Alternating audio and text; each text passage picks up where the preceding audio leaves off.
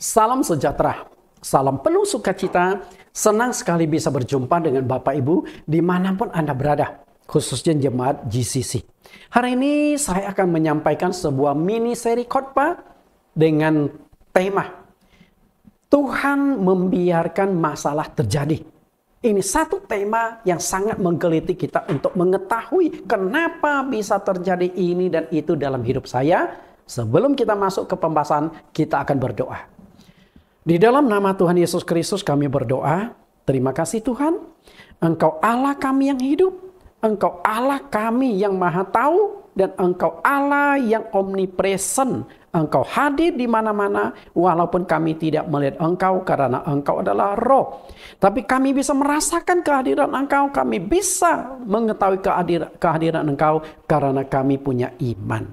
Saat ini kembali kami akan belajar satu topik yang sangat menggelitik bagi kami untuk mengenal jati diri Tuhan lebih jauh, untuk mengerti rencana kehendak rancangan Tuhan dalam hidup kami yang kadang-kadang sulit kami mengerti. Tapi hari ini kami coba belajar untuk menyingkapkannya. Roh Kudus yang akan menuntun, Roh Kudus yang akan singkapkan bagi kami, sehingga kebenaran yang terselubung ini memberikan kekuatan, penghiburan, damai sejahtera kepada kami ketika kami menghadapi berbagai persoalan-persoalan hidup ini. Kami siap belajar, Tuhan menuntun kami. Di dalam nama Tuhan Yesus. Amin. Tadi saya sudah katakan bahwa tema yang akan kita kupas saat ini adalah Tuhan sengaja membiarkan masalah terjadi. Topik ini yang kita kupas ini unik. Karena ini bisa menimbulkan berbagai macam pandangan-pandangan yang keliru. Bahkan bisa terjadi pandangan yang negatif terhadap Tuhan. Tuhan sengaja biarkan masalah terjadi. Apakah benar Tuhan sengaja membiarkan? Itu kan pertanyaan awal. Benar nggak sih Tuhan biarkan masalah terjadi dalam hidupmu? Nah kalau Tuhan sengaja membiarkan masalah terjadi dalam hidup kita, why? Kenapa? Kok kesannya Tuhan tega sih? Betul nggak Bapak Ibu? Karena itu kata sengaja terkesan negatif, terkesan jahat dan juga masa bodoh terhadap masalah yang kita hadapi. Karena itu bisa iya, bisa juga tidak. Karena itu harus kita buktikan dalam hal apa Tuhan sengaja biarkan masalah terjadi.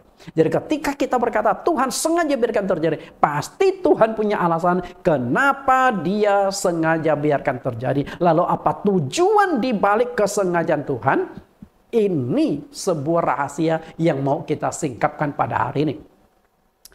Pada judul Tuhan sengaja membiarkan masalah terjadi, justru menurut saya hal ini menunjukkan dua sifat Tuhan yang sangat dominan dan penuh otoritas. Dia berkuasa mutlak atas apa yang Dia lakukan.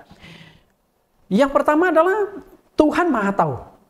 Dan yang kedua, Tuhan Maha Kuasa. Dia tahu dan Dia berkuasa.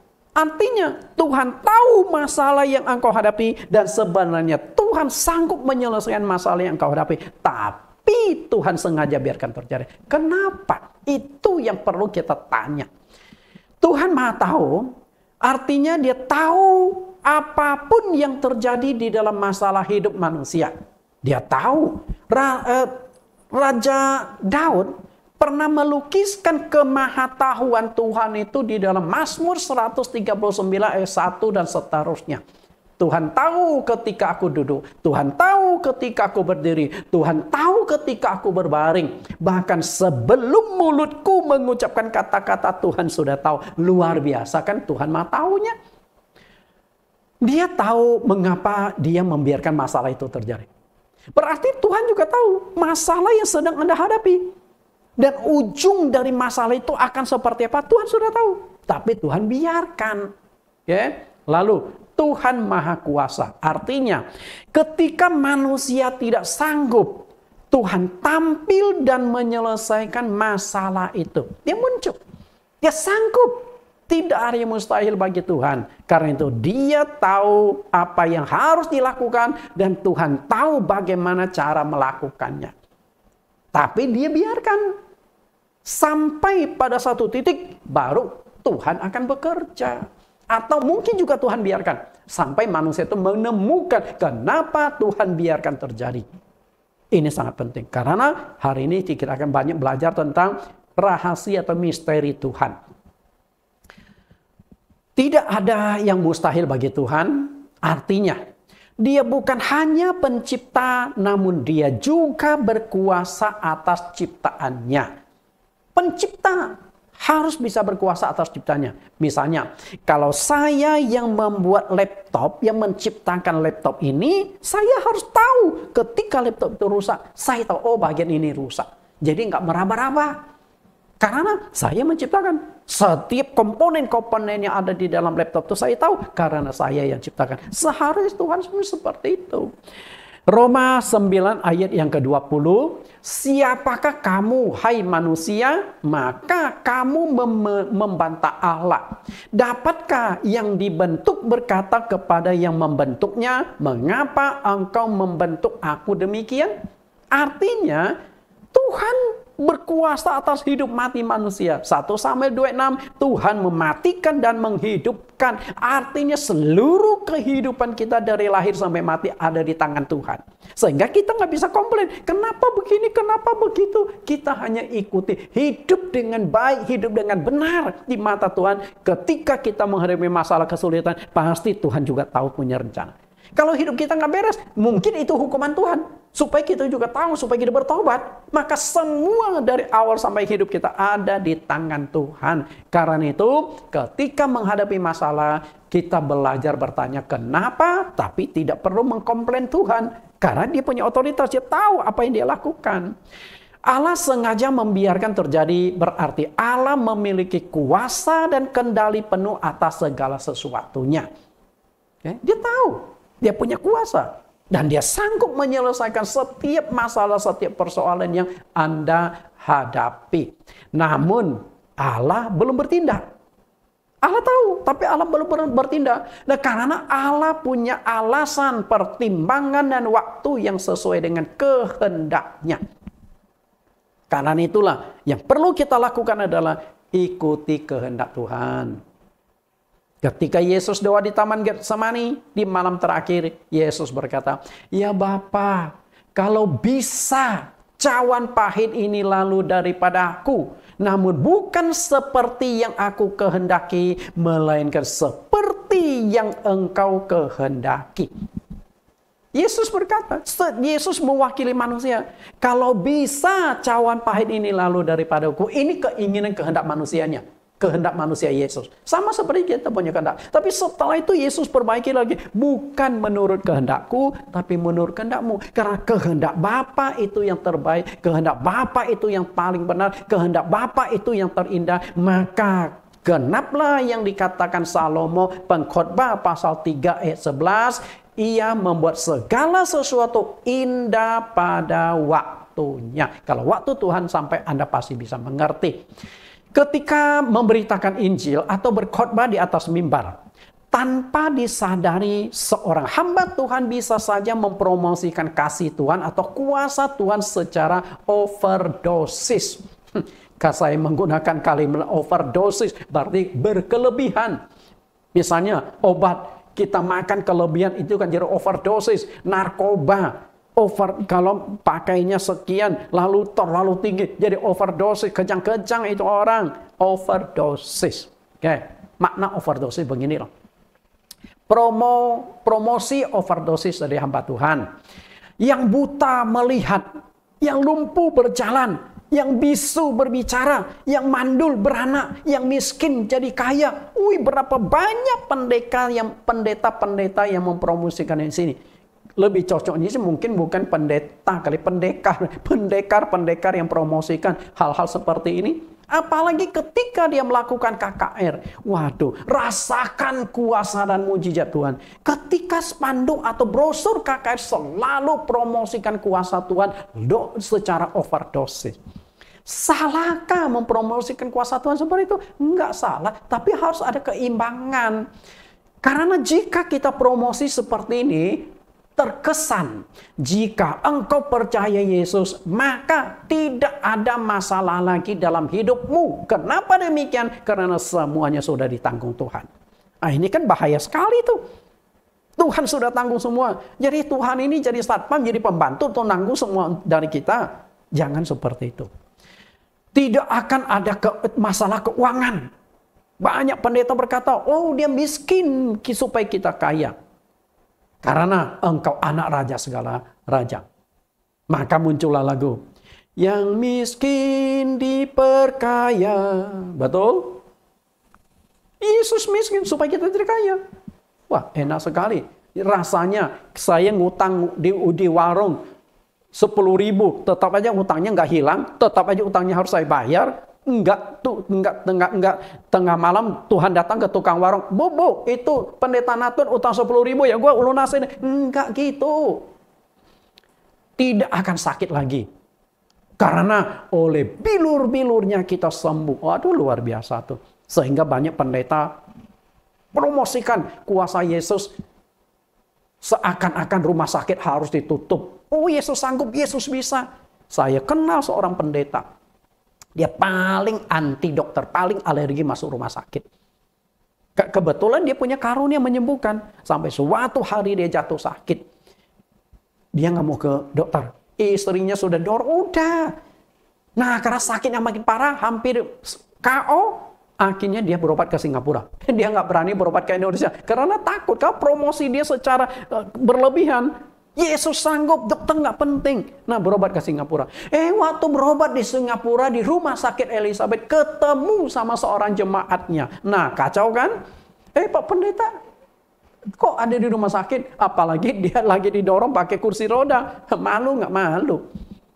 Kok yang promosikan kuasa Tuhan tidak terbatas? Malahan sekarang andalkan dokter.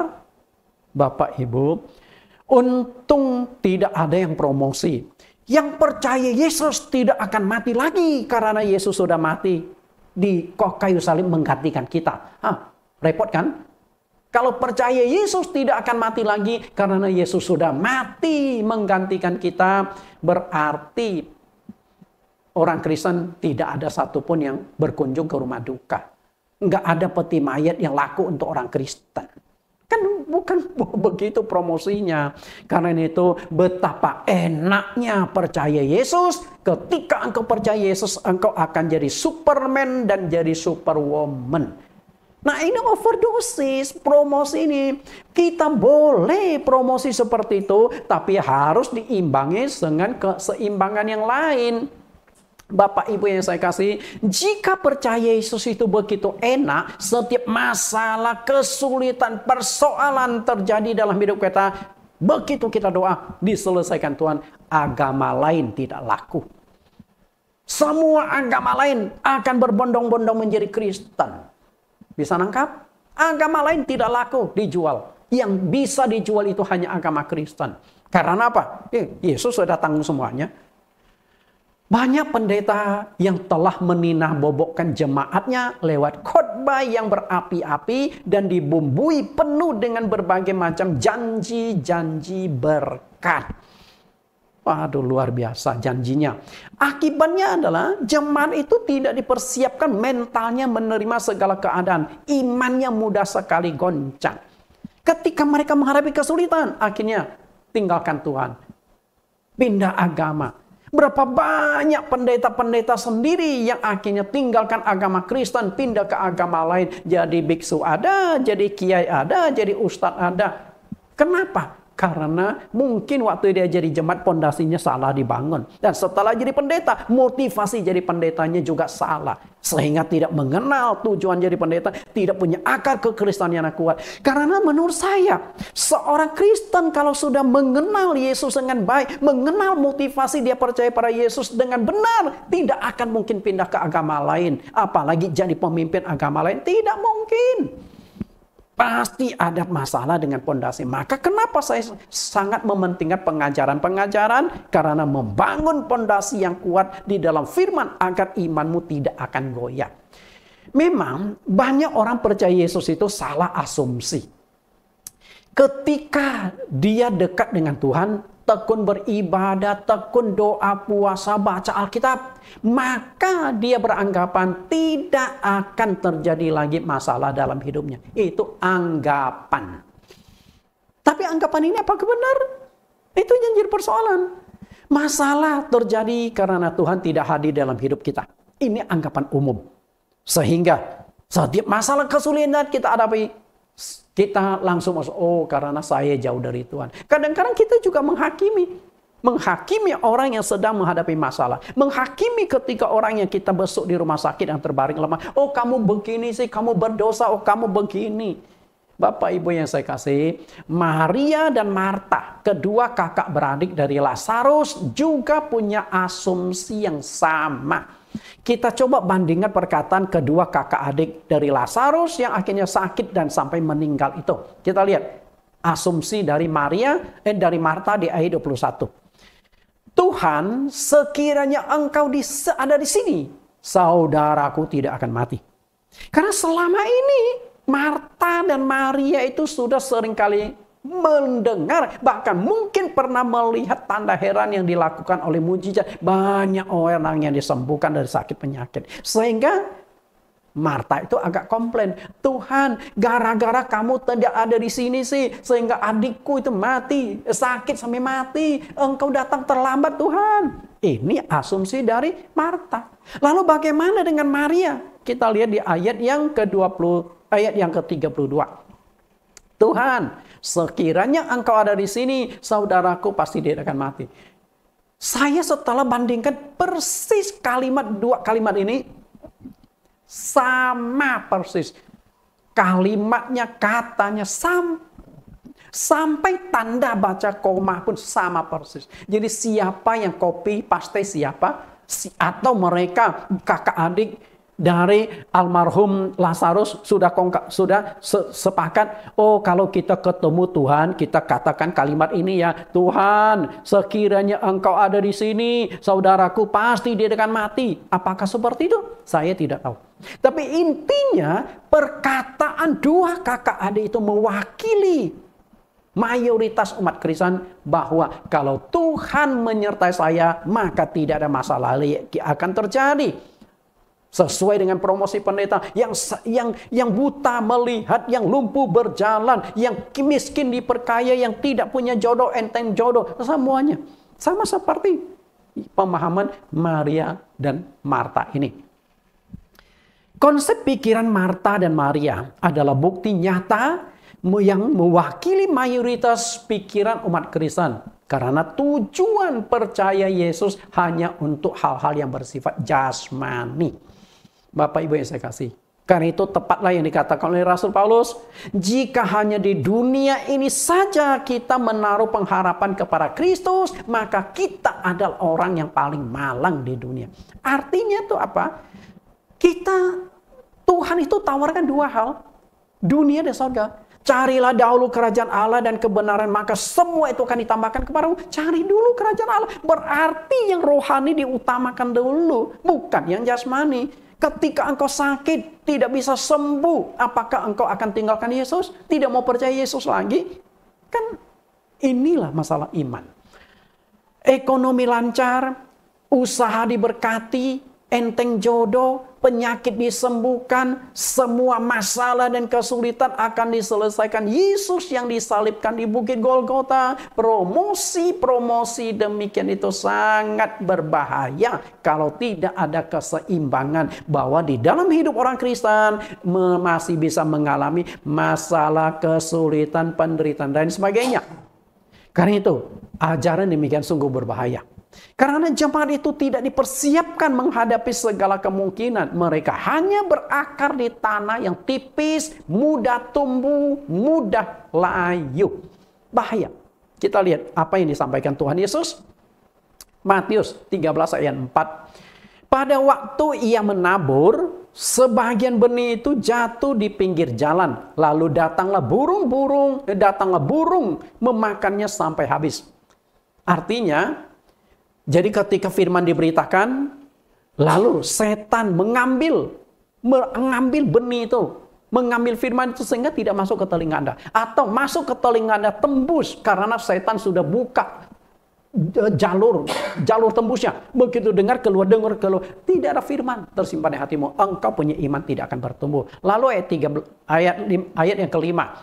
Sebagian jatuh di tanah yang berbatu-batu, yang tidak banyak tanahnya. Lalu benih itu segera tumbuh karena tanahnya tipis, tetapi sesudah matahari terbit layulah ia dan menjadi kering karena tidak berakar. Betapa pentingnya berakar. Tanah itu ibarat hati kita.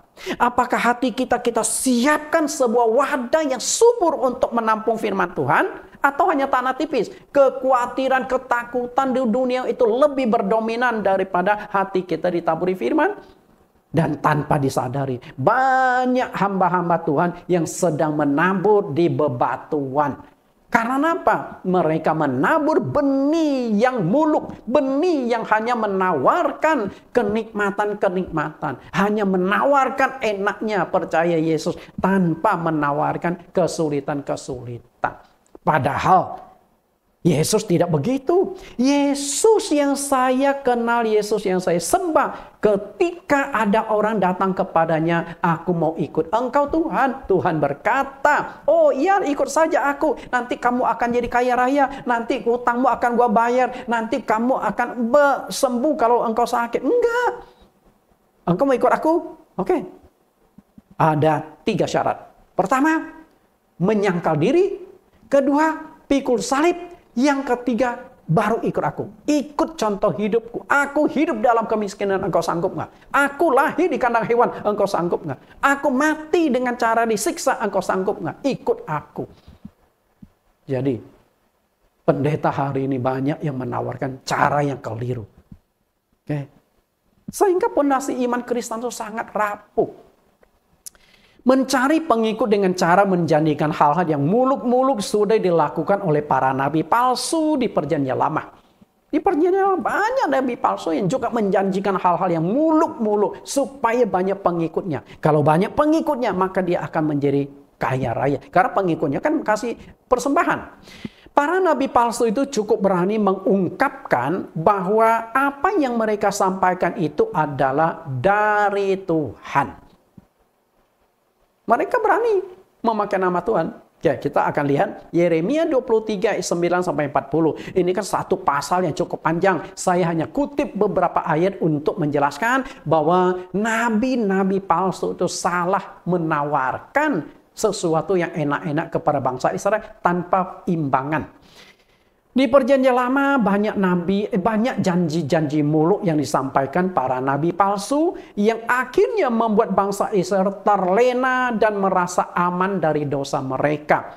Janji manis itu telah meninakbobokkan iman kita, telah meninakbobokkan iman bangsa Israel, sehingga walaupun mereka hidup di dalam dosa, mereka karena sudah terbuai dengan janji-janji itu, mereka tidak sadar untuk bertobat, tidak bersadar untuk memperbaiki diri. Yeremia 23:16. Beginilah firman Tuhan semesta alam, janganlah dengarkan perkataan para nabi yang bernubuat kepadamu. Mereka hanya memberi harapan yang sia-sia kepadamu dan hanya mengungkapkan penglihatan rekaan hatinya sendiri, bukan apa yang datang dari mulut Tuhan. Jelas nggak di sini? Jadi mereka nabi-nabi palsu itu memberikan harapan yang sia-sia. Oke? Mengungkapkan penglihatan, oh saya baru melihat, oh saya baru bertemu dengan Tuhan, Tuhan berkata begini. Oke? Waduh. Terlalu berani memakai nama Tuhan. Ayat 17.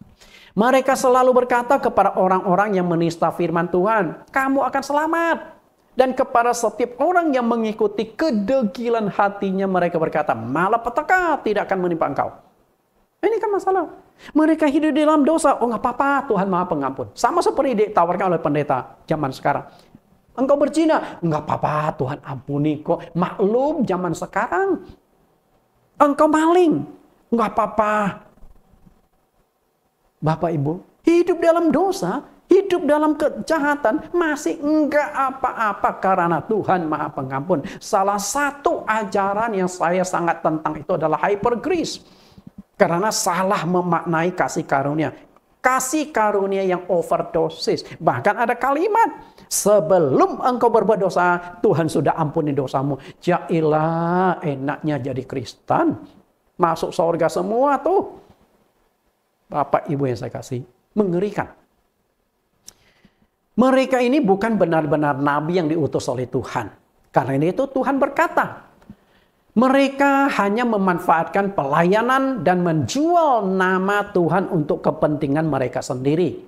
Maka Tuhan berkata di ayat yang ke-21, aku tidak mengutus para nabi itu, namun mereka giat. Aku tidak berfirman kepada mereka, namun mereka bernubuat. Jelas nggak di sini Bapak Ibu? Aku nggak mengutus nabi-nabi itu. Nah, kalau mereka tidak diutus oleh nabi, berarti mereka kan nabi palsu. Hanya mengaku saya diutus Tuhan, saya nabi Tuhan. Dan ingat loh, nabi palsu juga jago khotbah, nabi palsu jago pengairon, nabi palsu bahkan ada yang bisa lakukan tanda heran dan mujizat. Siapa yang akan meragukan nabi-nabi palsu itu? Karena ada mujizat ada. Bapak Ibu yang saya kasih, betapa mengerikannya hal itu. Nah, ternyata nabi palsu di perjanjian lama juga muncul di perjanjian baru. Nah, ini yang jadi persoalan. Kita lihat perjanjian lama dan perjanjian baru. Di perjanjian lama maupun perjanjian baru ada nabi palsu. Nah, sekarang dari zaman perjanjian lama, kita tarik sekarang kita masuk ke zaman perjanjian baru. Bahwa zaman perjanjian baru juga muncul banyak nabi-nabi palsu yang sepak terbangnya, sepak terjangnya hampir sama dengan nabi-nabi perjanjian lama yang memberikan pengajaran-pengajaran yang enak-enak, yang memberikan harapan yang sia-sia, yang melegalkan segala dosa. Kita coba belajar dulu apa yang disampaikan oleh Rasul Petrus. Nabi palsu perjanjian baru, 2 Petrus pasal 2 ayat 1 sampai 3. Sebagaimana nabi-nabi palsu dahulu tampil di tengah-tengah umat Allah, demikian pula di antara kamu akan ada guru-guru palsu. Jadi Petrus menarik benang merah dari perjanjian lama ditarik ke perjanjian baru, bahwa perjanjian lama banyak nabi-nabi palsu, di perjanjian lama ya perjanjian baru zaman sekarang pun masih banyak nabi-nabi palsu. Berarti kita harus mengenal ciri-ciri mereka itu seperti apa nabi-nabi palsu itu. Baru kita bisa bedakan nabi asli dari palsu. Mereka akan memasukkan pengajaran-pengajaran sesat. Bayangkan, mengerikan nggak? Pengajaran-pengajaran sesat itu bisa membuat engkau terlena. Hidup di dalam dosa. Misalnya, contoh ya. Saya tuh sangat mengajarkan doktrin-doktrin yang berkaitan dengan keselamatan. Salah satu yang saya tekankan untuk masuk surga itu adalah baptisan. Dan saya tentu katakan baptisan berkaitan dengan keselamatan berdasarkan dasar ayat Alkitab. Di Yohanes pasal yang ke-35, Yesus berkata, jika seorang tidak dilahirkan dari air dan roh, dia tidak akan masuk ke dalam kerajaan surga. Dilahirkan dari air, baptisan, dilahirkan dari roh, terima Roh Kudus. Artinya engkau harus dibaptisan, dipenuhi Roh Kudus. Lalu Markus pasal 16 ayat yang ke-16, siapa yang percaya dan dibaptis akan diselamatkan, dan siapa yang tidak percaya akan dihukum. Nah, kalau baptisan ada hubungan erat dengan keselamatan, berarti baptisan itu jangan sampai salah menjalankan, jangan salah pelaksanaannya. Tapi zaman sekarang pendeta berkata, oh mau dibaptis atau enggak apa, yang penting percaya Yesus. Oh, penjahat yang disalibkan Yesus, disalibkan di sebelah Yesus, nggak dibaptis kok, tapi selamat kan? Oh, engkau mau dibaptis dengan cara apapun, nggak apa-apa. Mau percik, mau selam, bendera, yang penting dibaptis. Karena baptisan nggak ada hubungan dengan keselamatan. Itu ajaran nabi palsu yang membahayakan umat. Sehingga umat itu terlena. Nggak apa-apa deh, gua dibaptis cara apapun. Lalu hidup di dalam dosa. Maka zaman sekarang banyak LGBT. Oh, nggak apa-apa, Tuhan maha pengampun. Oh, Tuhan nggak urus masalah perkawinan. Yang membinasakan, bahkan mereka akan menyangkal penguasa yang telah menembus mereka, dan dengan jalan demikian segera mendatangkan kebinasaan atas diri mereka. Nggak main-main loh, ujung-ujungnya itu binasa loh, masuk neraka loh. Jika kita baca perkataan Rasul Petrus di atas, berarti memang ada masalah yang sangat serius dengan ajaran para nabi-nabi palsu itu. Tapi mereka nggak peduli, oke? Ajaran mereka bisa berakibat kebinasan bagi jemaat. Tapi mereka nggak peduli. Tidak peduli. Kenapa demikian? Karena motivasi atau orientasi pelayanan para nabi palsu bukan menyelamatkan manusia, melainkan hanya mencari untung materi dan popularitas dengan menjual firman. Dia nggak peduli. Karena itu, pendeta. Oke, sekali lagi saya katakan, pendeta. Itu ada dua model. Pendeta profesi atau pendeta pengabdian. Kalau pendeta profesi, dia jadi pendeta tuh memang profesi untuk mencari untung materi, popularitas, sebagainya. Bayangkan di atas mimbar cuap-cuap sebentar, dapat 1 juta, dapat 2 juta. Bahkan ada pendeta yang dibayar pakai dolar. Gampang cari duit jadi pendeta. Yang penting Anda jago ngomong di atas mimbar. Bila perlu, makanya banyak motivator akhirnya jadi pendeta. Banyak tukang jual obat-obat di jalanan akhirnya jadi pendeta. Karena dia jago. Banyak sales akhirnya jadi pendeta. Karena pintar ngomong. Jadi pendeta itu hanya profesi. Sama seperti jadi dokter, sama seperti jadi guru. Guru juga jago ngajar kan. Banyak ilmunya. Nah kalau jadi pendeta kayaknya sukses juga itu. Bapak Ibu yang saya kasihi. 2 Petrus pasal 2 ayat 3. Dan karena serakannya guru-guru palsu itu akan berusaha mencari untung dari kamu dengan cerita-cerita isapan jempol mereka. Tetapi karena perbuatan mereka, hukuman telah lama tersedia dan kebinasan tidak akan tertunda. Perhatikan, motivasi pelayanan mereka. Mencari untung dari kamu. Nah kalau mencari untung, berarti khotbahnya itu harus menyenangkan orang. Khotbahnya itu harus menyenangkan telinga. Supaya apa? Banyak orang senang dengar. Ketawa ketiwi, senang. Kasih persembahan gede. Coba, maaf kata ini. Kalau khotbah seperti saya. Kalau bukan umat benar-benar dipilih oleh Tuhan untuk masuk surga. Berat. Bapak Ibu yang saya kasih. Jadi, pengkhotbah amplop. Mereka itu menghindari doktrin.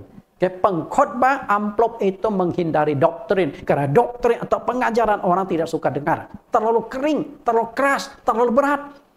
Makanya kalau dia mau laku, dipanggil kemana-mana, dia harus pintar motivasinya, pintar membuat kesaksian-kesaksiannya.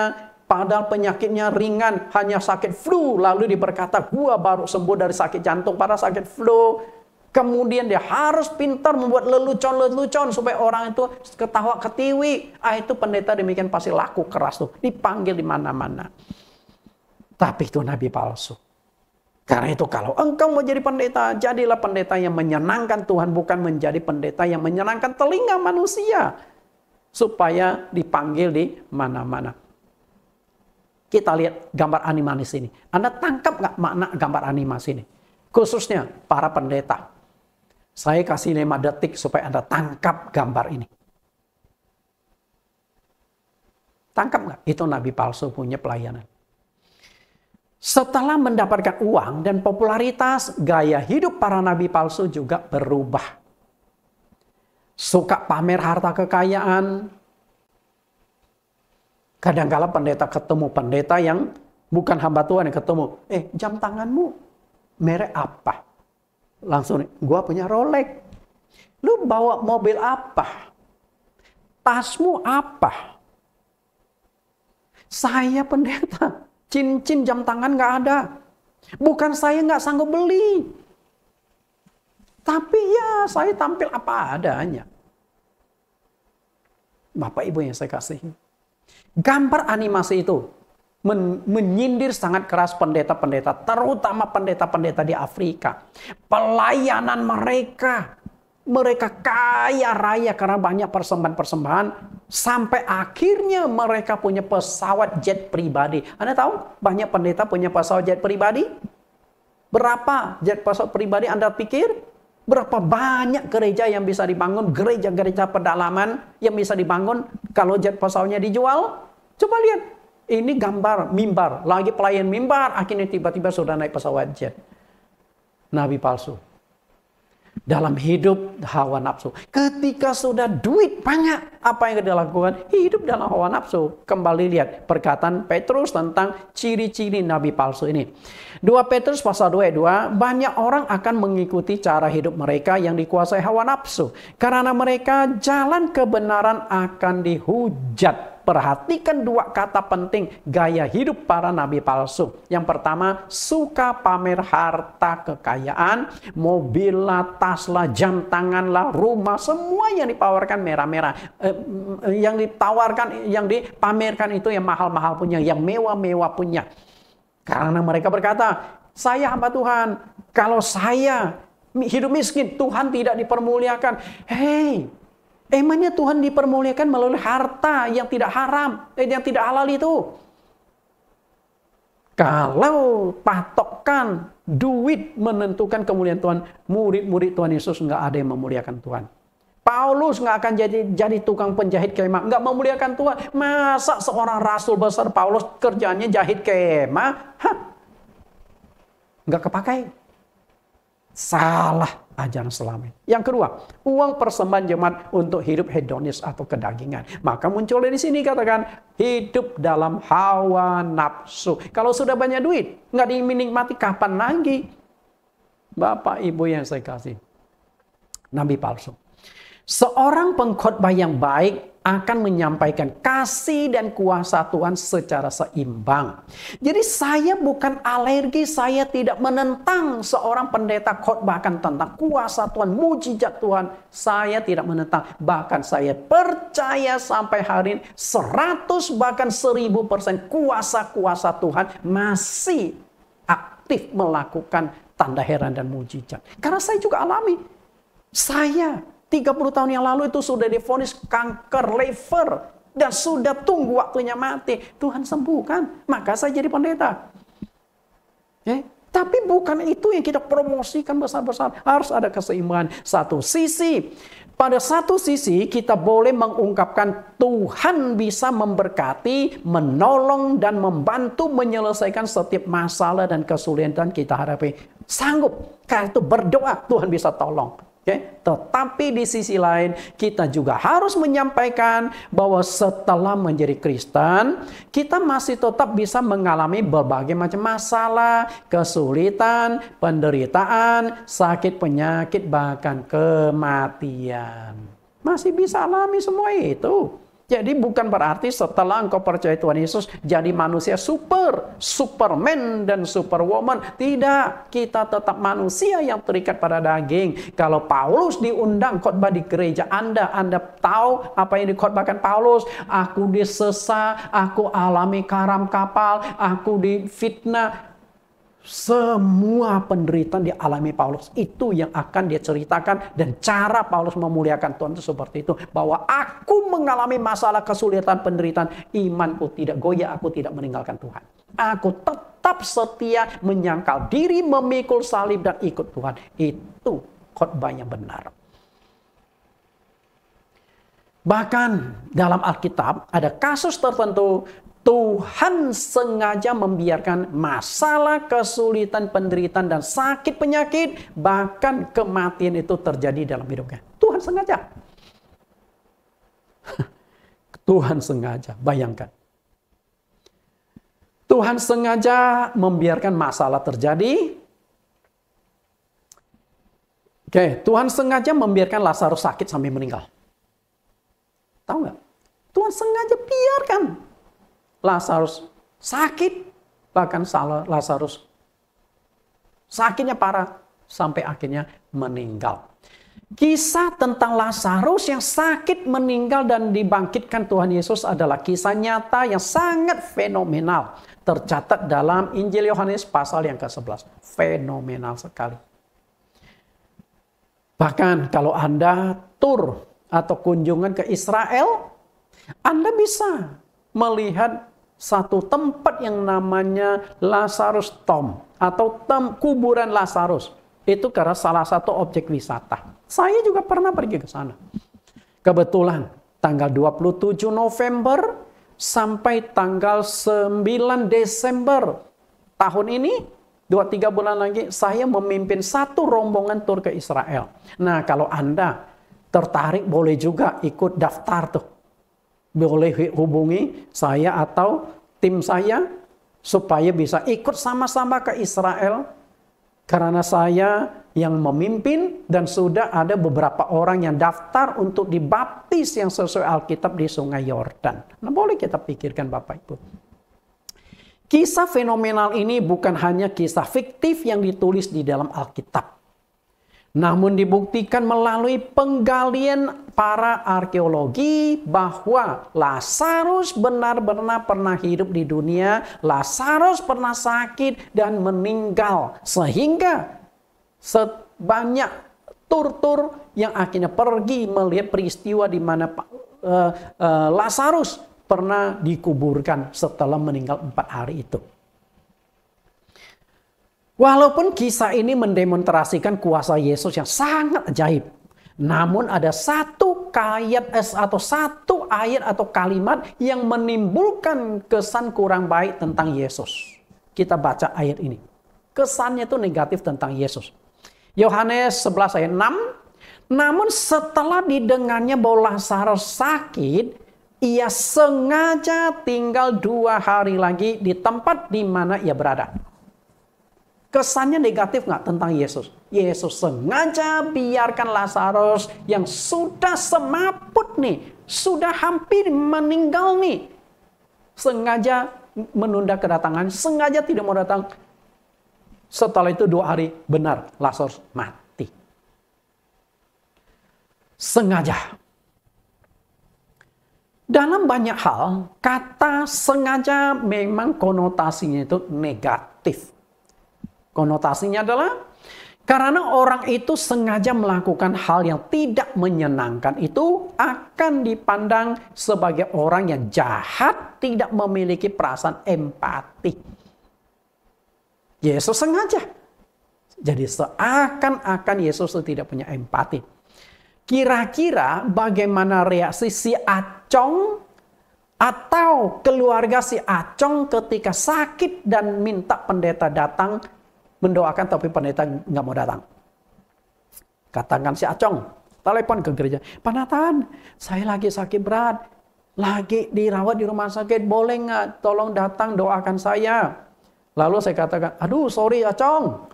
Gua lagi sibuk, nggak ada waktu. Ya sudah. Si Acong, tunggu.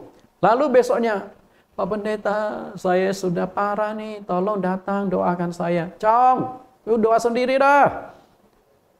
Akhirnya si Acong mati.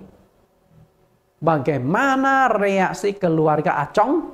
Saya percaya mereka akan menganggap saya pendeta nggak beres. Saya pendeta jahat. Saya pendeta yang tidak tahu diri. Tidak peduli.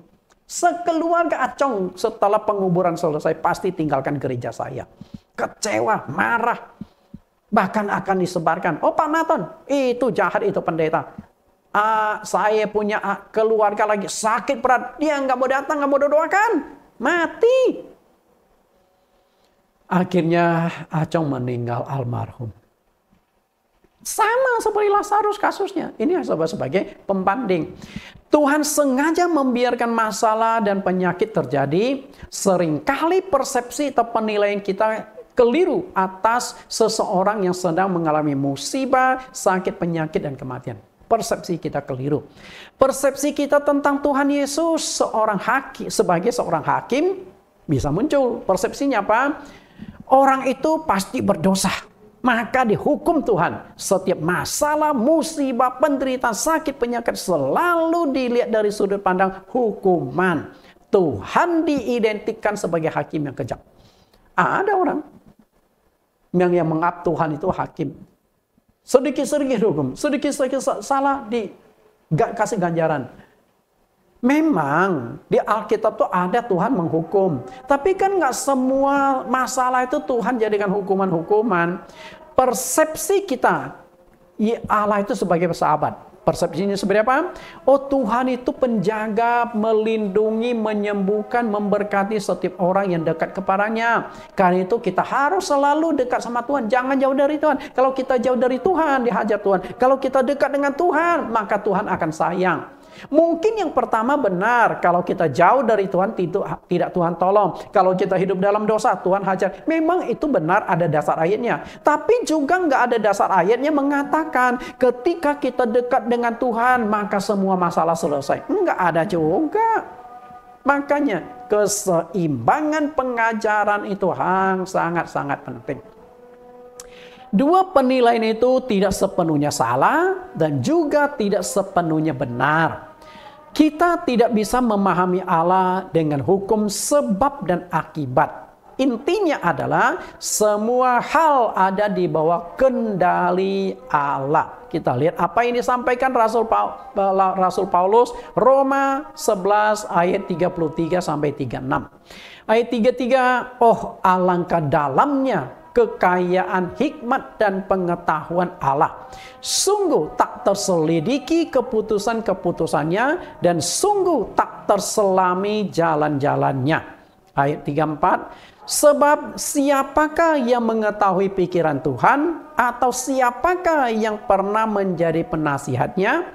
Ayat 35, atau siapakah yang pernah memberikan sesuatu kepadanya sehingga ia harus menggantikannya? Ayat 36, sebab segala sesuatu adalah dari Dia dan oleh Dia dan kepada Dia. Bagi Dialah semua kemuliaan sampai selama-lamanya.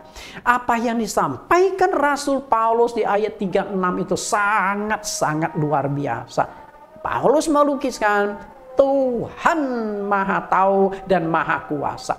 Dia tahu apapun yang terjadi di muka bumi. Dia tahu ketika engkau sedang bangkrut, ketika engkau sedang bermasalah keluarga. Dia tahu ketika engkau sedang sakit. Dia tahu ketika engkau sedang mengalami kesulitan keuangan. Dia tahu. Dan dia sanggup menolong. Tapi kenapa dia tidak menolong? Pasti dia punya alasan.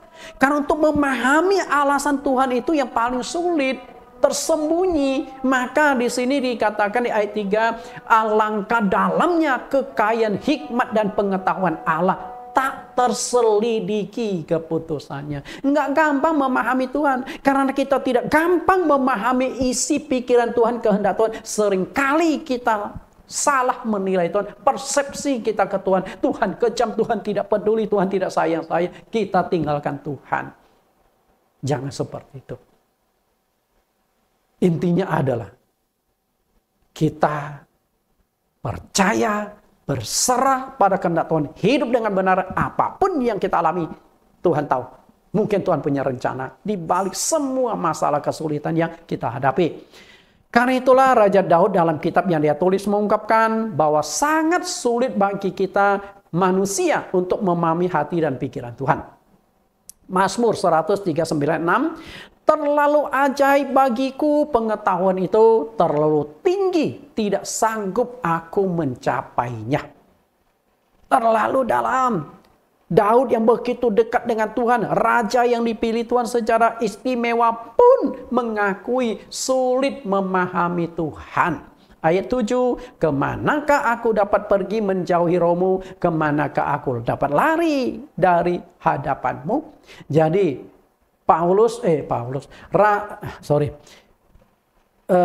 Raja Daud itu melukiskan Tuhan Maha Tahu dan Tuhan Maha Hadir. Dia tahu apapun yang terjadi dan dia hadir di mana-mana. Sehingga ketika aku pergi ke sana Tuhan tahu. Ketika aku ke sana Tuhan tahu. Aku tidak bisa menjauhi roh Tuhan. Luar biasa. Jika kita menilai bahwa setiap kali seorang mengalami masalah, kesulitan, musibah, bencana, penderitaan, sakit, penyakit, itu sebagai teguran atau hukuman Tuhan, kita memposisikan Tuhan sebagai hakim, berarti kita telah menuduh Ayub orang berdosa. Nangkep gak? Ayub orang berdosa.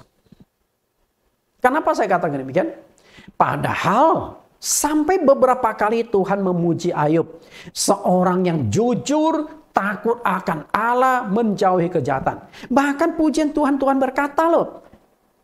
kepada setan yang bertemu Tuhan saat itu. Apakah engkau melihat hambaku Ayub? Sebab di muka bumi ini tidak ada seorang pun yang seperti Ayub. Demikian saleh, jujur, takut akan Allah dan menjauhi kejahatan. Sempurna hidup Ayub. Tapi Ayub yang begitu sempurna, apakah hidupnya aman-aman, tenang saja? Enggak. Segala harta kekayaan dia dalam satu hari habis. Pak, dia kumpulkan bertahun-tahun. 10 anaknya yang sudah dewasa dalam satu hari mati semua. Kemudian dia sendiri ditimpa penyakit kanker kulit dari kepala sampai ke kaki. Saking gatalnya, tangan sudah nggak kuat menggaruk, pakai beling dia. Siapa di sini yang lebih menderita? Lebih mengalami penderitaan lebih dari Ayub? Angkat tanganmu. Enggak ada apa-apa. Penderitaan yang Anda alami tidak ada apa-apanya dibandingkan dengan Ayub. Jadi ketika saya membaca kitab Ayub, saya renungkan, Tuhan, penderitaan yang saya alami tidak segede ujung kukunya Ayub.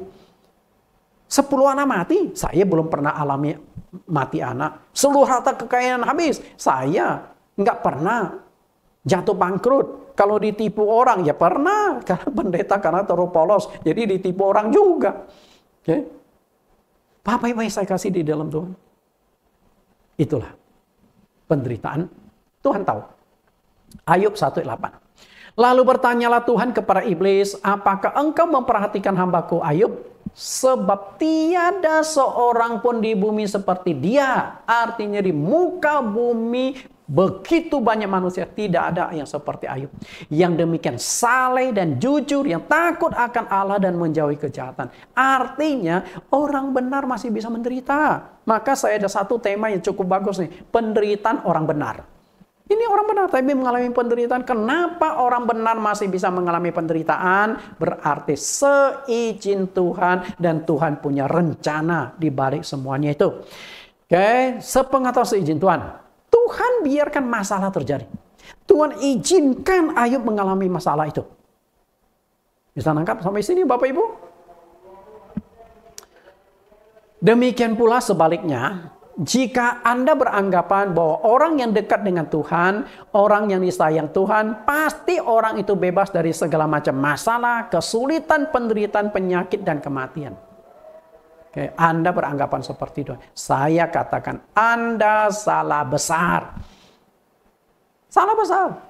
Artinya, setelah engkau jadi pengikut Tuhan, bahkan sekalipun engkau jadi pendeta, engkau tidak lepas dari berbagai macam masalah, kesulitan, dan penderitaan. Bahkan kadang-kadang Tuhan biarkan masalah penderitaan terjadi. Di dalam 2 Korintus pasal yang ke-12, Paulus pernah 3 kali berdoa kepada Tuhan. Tuhan, cabutlah duri yang ada di dalam dagingku. Rupanya duri ini sangat mengganggu pelayanan Paulus. 1 kali dia berdoa, tidak dijawab oleh Tuhan. 2 kali dia berdoa, tidak dijawab oleh Tuhan. Yang ketiga kali waktu dia berdoa, lalu terdengar suara, Paulus, cukup kasih karuniaku bagimu. Justru di dalam kelemahanmu lah kuasaku jadi sempurna. Apakah doa Paulus dijawab Tuhan? Enggak. Apakah Paulus disembuhkan Tuhan? Enggak. Tuhan biarkan. Tuhan biarkan. Kenapa Tuhan biarkan? Nah, akan saya analisa. Karena seri ini mungkin akan berkembang. Karena saat ini saya sudah mempersiapkan 2 sesi. Mungkin akan berkembang sesi yang lain. Kenapa Tuhan biarkan Paulus mengalami penderitaan? Padahal Tuhan sanggup menyembuhkan Paulus. Bapak, Ibu, yang saya kasihi di dalam Tuhan, kita kembali ke fakta tentang Lazarus. Lazarus dan kedua kakaknya Maria Marta adalah keluarga kecil yang sangat disayang oleh Tuhan Yesus. Lukas 11 ayat 1, ada seorang yang sedang sakit, Lazarus. Namanya Lazarus. Ia tinggal di Betania, kampung Maria dan adiknya Marta. Dan Lazarus yang sakit itu adalah saudaranya. Kedua perempuan itu mengirim kabar kepada Tuhan Yesus, kepada Yesus. Tuhan, dia yang engkau kasih sakit. Jelas loh, Maria Marta sangat tahu jelas Tuhan Yesus sangat sayang kepada mereka, terutama kepada Lazarus. Tuhan sayang sekali kepada Lazarus. Makanya kakak adik berani berkata, dia yang engkau kasih sakit. Kenyataannya, Lazarus yang dikasihi Tuhan Yesus pun masih bisa sakit dan akhirnya bahkan meninggal dunia. Bahkan ayat selanjutnya dikatakan, kita lihat, sampai dia meninggal. Tuhan sengaja membiarkan. Gimana tuh? Tuhan sengaja biarkan orang yang dikasihi Tuhan sakit sampai mati. Sengaja. Jadi mau apa kita? Kita lihat Tuhan sengaja ini. Tuhan Yesus mengasihi keluarga kecil Maria, Marta, dan Lazarus. Bukan hanya sekedar perasaan dari ketiga saudara ini. Bukan perasaan mereka saja bahwa Tuhan sayang sama mereka, enggak. Tapi ini penilaian dari orang, dari yang sama juga diungkapkan Rasul Yohanes dan masyarakat yang hadir dalam perkabungan Lazarus saat itu. Kita akan nilai dari 3 sisi. Yohanes, Rasul Yohanes, kemudian perasaan dan penilaian kakak adik ini dan penilaian masyarakat. Oke, kita coba lihat. Tuhan Yesus mengasihi keluarga ini. Nah, ini adalah penilaian dari keluarga itu. Kita baca ulang ayat 3. Dan Lazarus yang sakit itu adalah saudaranya. Karena kedua perempuan itu mengirim kabar kepada Tuhan. Dia yang engkau kasih sakit. Perhatikan, dia yang engkau kasih sakit. Lalu penilaian dari Rasul Yohanes. Yohanes 11 ayat 5. Yesus memang mengasihi Marta dan kakaknya dan Lazarus. Yesus dengan murid-muridnya kayaknya cukup sering berkunjung di keluarga itu. Menumpang makan ketika mungkin pas lewat jalan itu. Dan Yohanes bisa melihat dengan mata sendiri bagaimana Tuhan sayang kepada 3 kakak adik. Lalu penilaian masyarakat. Ayat 35-36, maka menangislah Yesus. Kata orang-orang Yahudi, lihatlah betapa kasihnya kepadanya. Di dalam Alkitab menceritakan beberapa kali Yesus menangis. Yesus pernah menangisi kota Yerusalem karena Yesus dalam dunia roh melihat bagaimana Yerusalem akan dihancurkan, bagaimana Yerusalem akan mengalami siksaan, penderitaan. Yesus menangis. Lalu ini Yesus menangis. Yesus menangis itu bukan karena dia nggak sanggup, bukan karena dia terbatas, tidak mampu. Yesus menangis. Kenapa? Satu sisi Yesus menangis memang terbawa suasana Yesus mengasihi keluarga itu. Yang kedua adalah Yesus menangis karena kejengkel melihat orang-orang yang sudah sering melihat, mendengar kuasa Yesus tetap nggak percaya pada Yesus. Yesus masgul hatinya. Bapak Ibu yang saya kasih di dalam Tuhan Yesus. Walaupun dikasihi Tuhan, namun bukan berarti kita tidak akan alami segala masalah, kesulitan, penderitaan, sakit, penyakit, dan kematian lain. Enggak, kita tetap bisa alami karena kita tetap manusia yang terikat pada daging. Bahkan Tuhan sengaja membiarkan itu terjadi. Yang menjadi pertanyaannya adalah Yohanes 11 ayat 5. Yesus memang mengasihi Marta dan kakaknya dan Lazarus. Namun setelah didengarnya bahwa Lazarus sakit, ia sengaja tinggal beberapa hari lagi di tempat di mana ia berada. Sengaja malahan Tuhan Yesus biarkan Lazarus sakit, bahkan biarkan sampai mati. Tentu ada konsekuensi yang serius dari tindakan Yesus yang sengaja menunda, sengaja tidak mau datang ke rumah mereka. Konsekuensinya adalah Lazarus meninggal. Game over. Selesai. Gara-gara Tuhan sengaja. Coba kalau Tuhan datang pada saat itu, setidaknya tidak akan mati. Ayat 15. Tetapi syukurlah aku tidak hadir pada waktu itu. Sebab demikian lebih baik bagimu supaya kamu dapat belajar percaya. Marilah kita pergi sekarang kepadanya. Sudah mati, syukur gua nggak datang waktu dia mati. Bayangkan. Sudah sengaja aja kesan tuh negatif, kesan tuh jahat. Apalagi kalimat Yesus, untung atau syukur dah gua nggak datang saat itu sehingga dia mati. Itu kejam banget tuh. Makanya kalau nggak hati-hati Anda menangkap khotbah saya, tidak hati-hati membaca ayat ini, kesan kita tentang Yesus negatif. Kita akan coret tanda silang. Tuhan yang tidak bisa diharapkan. Kok tega tuh? Bukankah Tuhan tuh maha kasih? Karena itu jangan salah memaknai kasih Tuhan. Oke, karena itu adanya unsur kesengajaan Tuhan Yesus semakin kuat. Karena jika dia tidak bisa datang karena sibuk atau jaraknya terlalu jauh, Yesus sebenarnya bisa lakukan penyembuhan jarak jauh. Oke? Karena sudah ada kabar, sudah ada utusan datang kepada Yesus. Tuhan, orang yang kau kasih itu sakit. Nah, contohnya adalah ini. Yohanes 4:49. Pegawai istana itu berkata kepadanya, Tuhan, datanglah sebelum anakku mati. Jadi anak pegawai istana ini sakit sangat keras sampai hampir mati. Sehingga dia datang kepada Yesus tidak membawa pasiennya, tidak membawa anaknya. Anaknya tetap di rumah. Hanya dia datang karena dia meminta Yesus yang datang ke rumah kepala pegawai istana itu. Kata Yesus kepadanya, pergilah, anakmu hidup. Orang itu percaya akan perkataan yang dikatakan Yesus kepadanya, lalu pergi. Okay? Yesus tidak datang ke rumahnya. Yesus hanya ucapkan satu kata, mujizat terjadi di tempat jauh.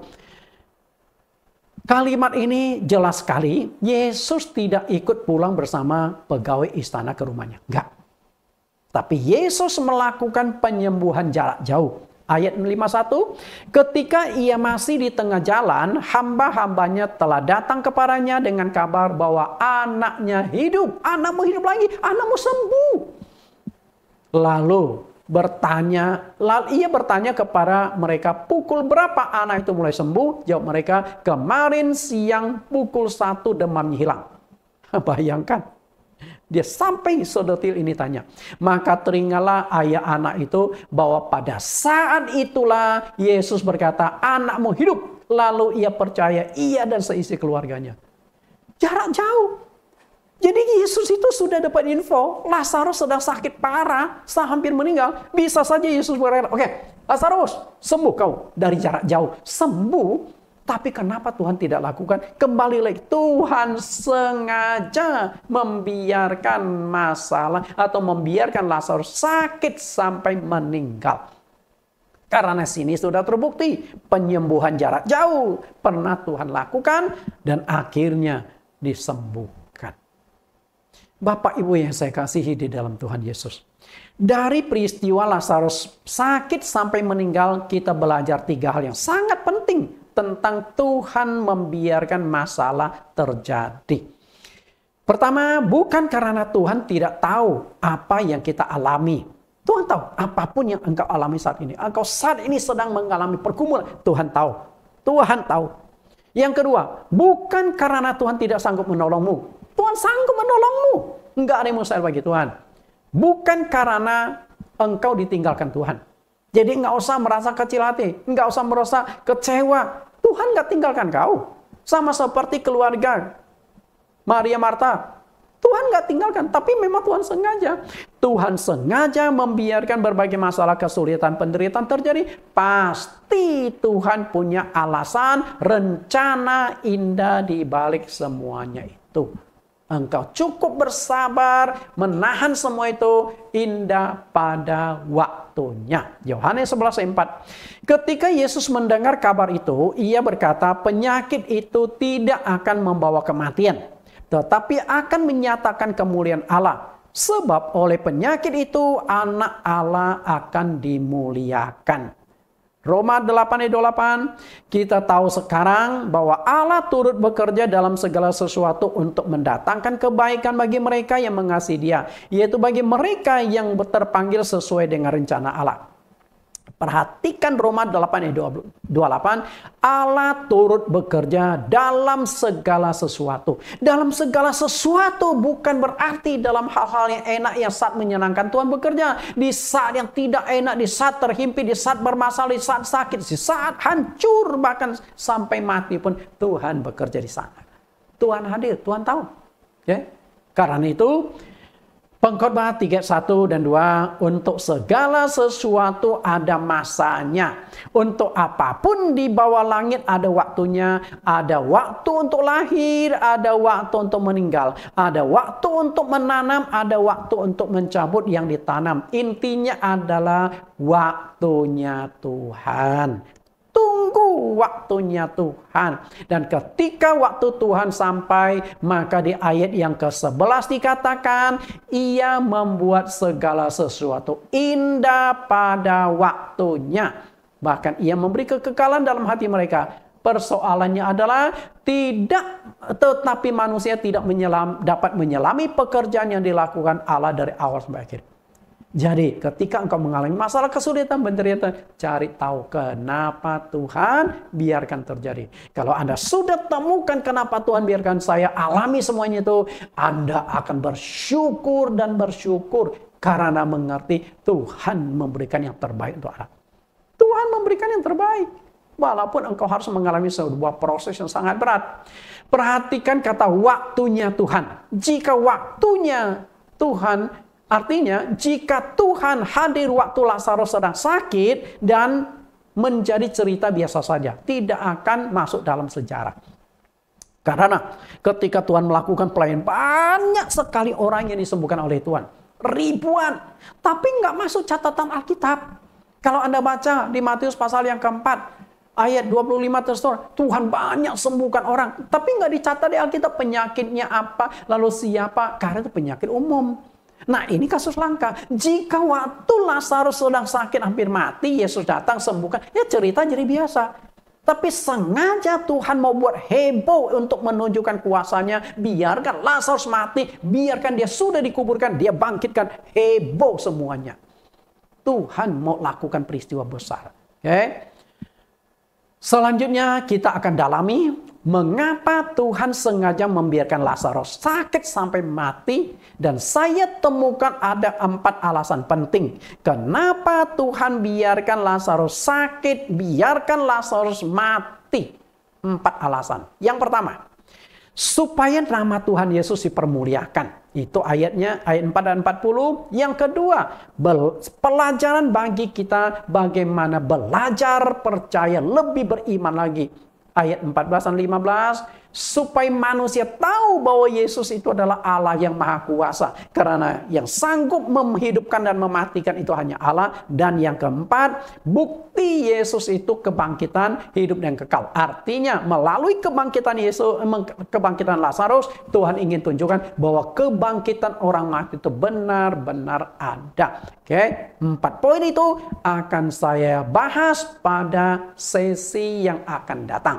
Pada sesi yang akan datang dengan judul Tuhan sengaja biarkan masalah terjadi bagian yang kedua. Tuhan Yesus memberkati. Jangan tinggalkan sesi ini untuk sambung ke sesi yang akan datang supaya komplit. Karena saya sudah jelaskan. Nah, sesi yang kedua ini yang akan kita cari tahu kenapa Tuhan sengaja biarkan. Siapa tahu nanti akan temukan jawaban kenapa Tuhan biarkan masalah kesulitan yang saat ini sedang terjadi dalam hidupmu. Tuhan Yesus berkati. Kita berdoa. Di dalam nama Tuhan Yesus Kristus kami berdoa. Terima kasih Tuhan. Hari ini kami belajar cukup banyak untuk mengenal rancangan kehendak Engkau dalam kehidupan manusia. Seringkali kami bertanya-tanya, kenapa hal ini menimpaku? Kenapa usahaku hancur? Kenapa keluargaku hancur? Kenapa anak-anakku rusak? Kenapa aku ditipu orang? Kenapa aku sendiri mengalami sakit penyakit yang tidak kunjung sembuh Tuhan? Banyak pertanyaan-pertanyaan di dalam otak kami yang tidak bisa kami jawab. Ketika pertanyaan-pertanyaan ini tidak ada jawaban, iman kami mulai luntur, kami mulai menjauh dari Tuhan, kami kecewa dan menganggap Tuhan tidak sayang kami, Tuhan tidak peduli. Mungkin juga kami beranggapan Tuhan tidak sanggup menolong kami. Tuhan, hamba-Mu berdoa, siapapun yang mendengarkan khotbah ini, siapapun yang saat ini sedang bergumul menghadapi masalah, kesulitan, penderitaan, sakit, penyakit, kehancuran, usaha kehancuran, keluarga dan sebagainya, Tuhan, hadirlah di keluarga itu. Tolong Jika engkau tidak bekerja melakukan pemulihan, tapi buka pikiran mereka melalui firman Tuhan hari ini, bahwa ketika engkau sengaja biarkan terjadi, maka engkau punya rancangan yang besar atas masalah yang mereka hadapi. Supaya mereka tahu bahwa segala sesuatu akan indah pada waktunya. Karena itu, Hamun juga berdoa, siapapun yang mendengarkan khotbah ini, baik di Indonesia maupun di luar negeri yang mengerti bahasa Indonesia, dan ketika dia mengirimkan khotbah ini kepada teman-temannya, sanak famili yang sedang bergumul menghadapi masalah kesulitan, maka mereka pun akan dapatkan kekuatan dan menemukan jawaban kenapa saat ini Tuhan biarkan terjadi. Dan kami berdoa untuk sesi sambungannya minggu depan kami bisa ikut kembali. Terima kasih Tuhan, di dalam nama Tuhan Yesus kami berdoa. Amin. Sampai bertemu minggu depan pada sesi yang kedua, 4 alasan kenapa Tuhan sengaja biarkan Lazarus sakit sampai meninggal. Tuhan Yesus berkati.